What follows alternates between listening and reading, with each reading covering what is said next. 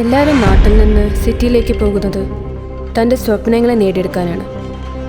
പക്ഷേ എൻ്റെ കഥ അതുപോലെയല്ല.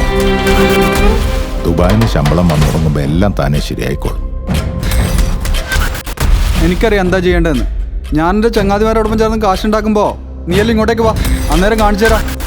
അവളേതോ ലോൺ എടുത്തിരുന്നല്ലോ, ഏതോ ഒരുത്തൻ അത് മൊത്തം തട്ടിയെടുത്തു. അവള് രാവും പകലും കഷ്ടപ്പെട്ടുണ്ടാക്കിയ കാശ. അവസാനമായിട്ട് അവനൊരു ചാൻസ് കൊടുക്കാന്നേ. എത്ര ചാൻസ് കൊടുത്തു? ഒരു ചാൻസിലെങ്കിലും അവൻ രക്ഷപ്പെട്ടു. എന്റെ പേരില് വേറെ ആരോ സിം എടുത്തു. നിന്റെ ഈ സഞ്ചാര സേതു ആപ്പിൽ കയറി ഞാനത് ബ്ലോക്ക് ചെയ്തു.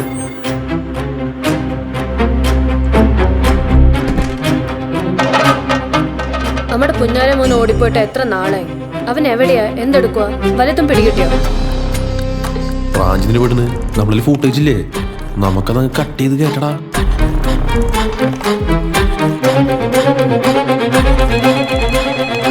Sir, among 7 grievances, 6 are anonymous, sir.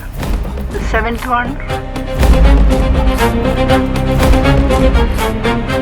We should go join.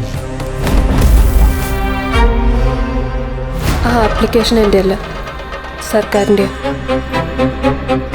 അത് നിന്റെ ആണെന്ന് നീ തന്നെയല്ലേ പറഞ്ഞേ? അപ്പൊ അതും എന്റെ കുറ്റമായോ?